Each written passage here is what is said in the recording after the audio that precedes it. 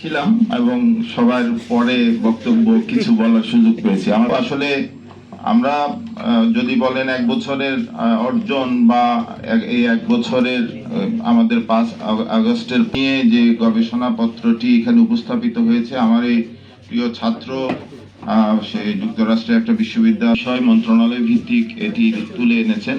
তো সেই কেন্দ্রিক আমাদের কিছু ডিসকাশন, এগুলো দিক নির্দেশনা তারা চেয়েছেন এখানে, সেটি দিতে পারলে খুব ভালো হতো। আমাদের যারা বক্তব্য দিয়েছেন তারা চেষ্টা করেছেন কিছু কিছু কথা বলা, তবে বেশিরভাগ এখানে এই যে কন্টেন্ট অ্যানালাইসিসটা এখানে করা হয়েছে সেই কন্টেন্ট ভিত্তিক আলোচনা খুব বেশি হয়নি, কিন্তু তবে বেশিরভাগই আমাদের নির্বাচন কেন্দ্রিক কথাবার্তা হয়েছে।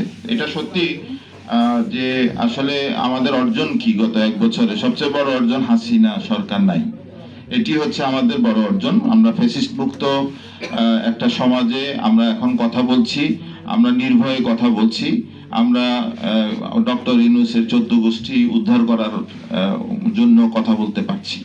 এটি অনেক সমালোচনা করতে পারছি, আমিও দু একটা সমালোচনা করব। তো এটি আসলে ফ্যাসিস্ট সরকারের সময় ছিল না, এটি হচ্ছে আমাদের বড় অর্জন এটি। এবং জনগণ এবং আমাদের যে রাজনৈতিক স্টেক হোল্ডার তাদের সবচেয়ে বড় দাবি হচ্ছে এখানে সংস্কার করতে হবে। গঠন করেছেন, তাদের সুপারিশের ভিত্তিতে ঐকমত্য কমিশন এখন কাজ করছে এবং শেষ পর্যায়ে আমার মনে হয় যে এটি এই সরকারের সবচেয়ে বড় সফলতা। এবং আশা করি তৃতীয় যে কম্পোনেন্ট সেটি হচ্ছে নির্বাচন। এখন সেই নির্বাচিত সরকার সেই সংস্কার এবং বিচারের কাজটি তারা চলমান রাখবেন, এই আশাবাদ ব্যক্ত করি।